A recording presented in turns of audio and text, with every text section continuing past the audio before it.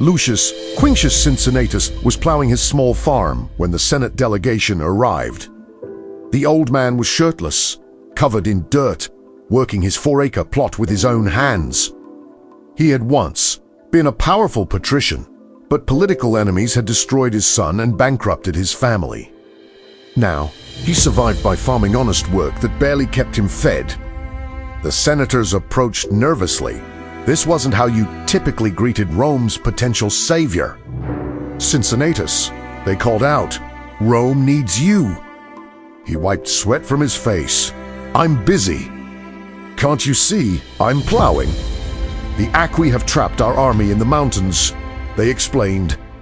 Consul Minucius and his entire force are surrounded. They'll be slaughtered unless someone rescues them. "The Senate has voted you our appointed dictator of Rome." Cincinnatus stared at them. Dictator was the highest emergency power in Rome, absolute authority for 6 months to handle a crisis. They were offering supreme power to a bankrupt farmer covered in mud. When he asked, immediately, Cincinnatus called to his wife, "Bring my toga." He couldn't meet senators dressed like a peasant, even if he was one. Within hours, Cincinnatus was in Rome, receiving the symbols of dictatorial power. He immediately ordered every able-bodied man in the city to assemble with weapons and stakes. By nightfall, he had marched them to the mountains where the Aqui had trapped the Roman consul. The Aqui had chosen their position brilliantly. They surrounded Minucius's army in a valley with no escape. All they had to do was wait for the Romans to starve or surrender. They didn't expect a second Roman army to arrive behind them. Cincinnatus did to the Aqui exactly what they had done to Minucius. He surrounded the enemy. Now, the Aqui were trapped between two Roman forces with no escape route. At dawn, Cincinnatus offered terms: surrender completely or be annihilated. The Aqui had no choice. They laid down their weapons. Cincinnatus forced their entire army to pass under the yoke, walking beneath crossed spears in humiliating submission. It was the ultimate Roman insult, but it was better than death. The rescue had taken exactly 1 day. Cincinnatus marched both armies back to Rome in triumph. The city prepared massive celebrations.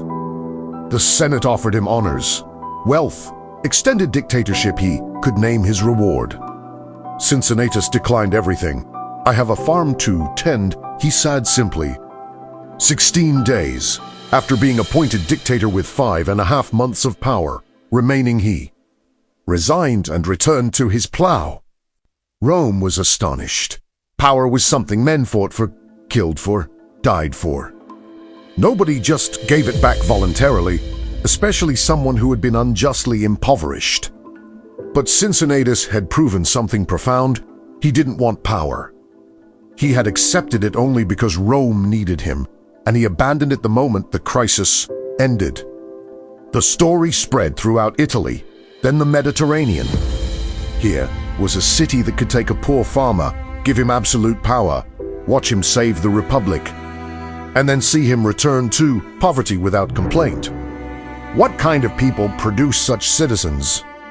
For centuries, Cincinnatus remained Rome's model of civic virtue, the citizen who served when called and asked nothing in return. Roman parents told their children his story. Generals invoked his name. Politicians falsely claimed to follow his example. 18 centuries later, when American colonists won independence from Britain, they worried their victorious General George Washington might become a military dictator. Instead, Washington voluntarily surrendered power and returned to his farm at Mount Vernon. His officers called him the American Cincinnatus. They founded the Society of the Cincinnati in his honor. The city of Cincinnati bears the Roman farmer's name today. One man's decision to return to his plow became the template for how power should work. Hold it only as long as necessary, then let it go.